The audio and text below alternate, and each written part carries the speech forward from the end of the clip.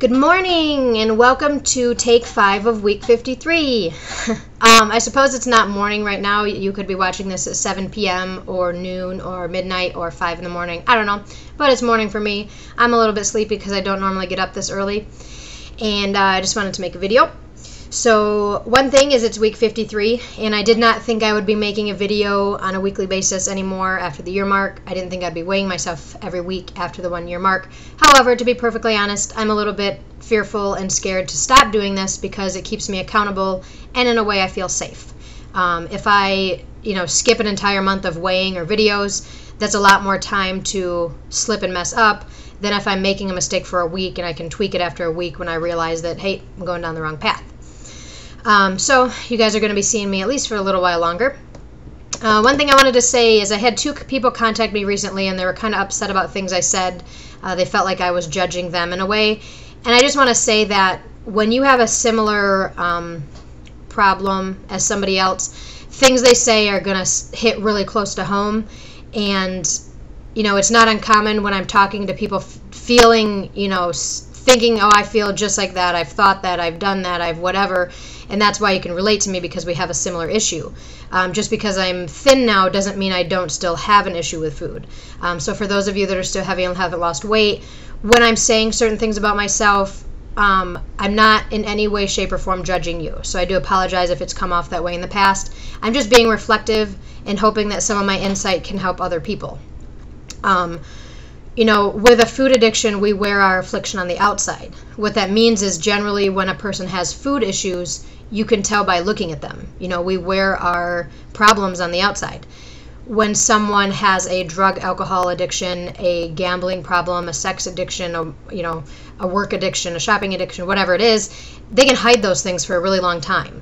And it's just, even though they come from the same thing, the same reasons why people have addictions, like I said, we wear ours on the outside. So just because I'm thinner now doesn't mean that I'm judging someone that still hasn't lost weight or is still struggling, because I'm still struggling, to be perfectly honest. Addiction is cunning, baffling, and powerful. It's something I'm going to have to work with my entire life. It's something I have to make sure it's not creeping up on me in another way. And what I'm about to talk about is I actually feel like it has been creeping up on me in another way. So when I talk about fast food, that's what I'm going to talk about. One other comment I wanted to make about, losing a significant amount of weight. Just because you lose a bunch of weight, thin doesn't equal happy. So if people think that all their problems are going to go away when they get thin, it doesn't work like that. So I still have things that I struggle with. I know I've been driving my boyfriend nuts lately because in the past I did everything possible to have people not pay attention to me, which included wearing big baggy clothing, which included wearing men's jeans, which included not doing my hair and makeup. And now that I'm actually, maybe not today because it's early, but now that I'm actually wearing makeup, doing my hair, wearing skirts, sometimes I feel a little bit uncomfortable. And I'll ask him, how do I look? He'll say, good. I say, are you sure? He says, yes. 5 minutes later, I say, I don't think this looks good. How does this look? And I'll just keep finding ways to ask him, how does it look? It's like some weird part of me is just waiting for him to say no, because that's what I really believe is, no, it doesn't look good. No, you look weird. No, you look like a hooker when you wear lipstick. Because I have all these thoughts going on inside my head. And not to say that I'm running around being insecure all the time, but it's still something that's there. And, it's coming up in different ways. It's something that I still have to work on. So, losing weight doesn't make all your problems go away. Enough on that. I've been eating a lot of fast food recently, and I didn't do it over the course of the last year.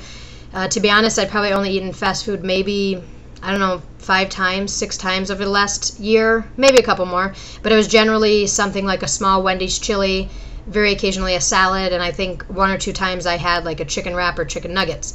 So very rarely had I been eating fast food, really had no interest in it. But as they say in NA and AA, if you go to the barbershop enough times, you're going to get your hair cut. What that means is if you hang out in your old problem areas, then eventually you're going to go back to your old problem behavior.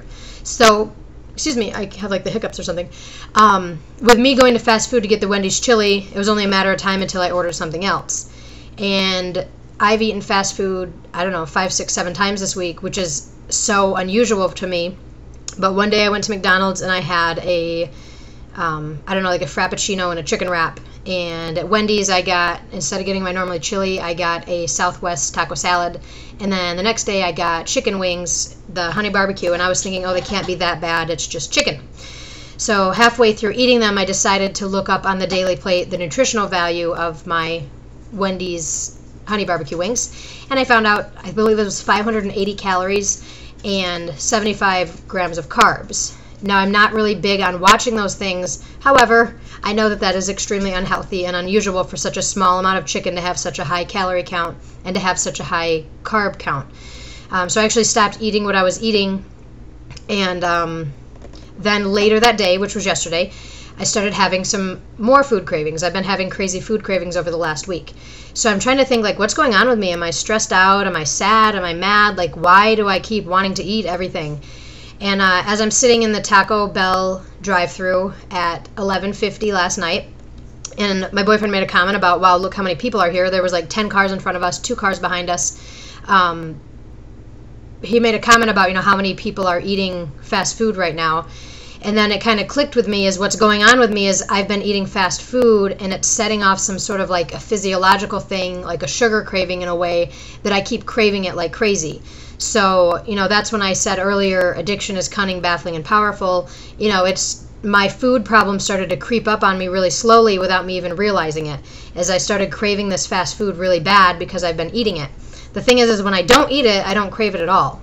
So that's one thing I'm going to start being a little bit more cautious of.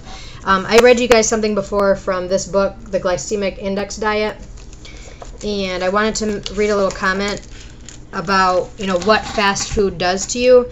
It says, your body rapidly converts fast food, high GI foods, to glucose, which then quickly disappears from your bloodstream.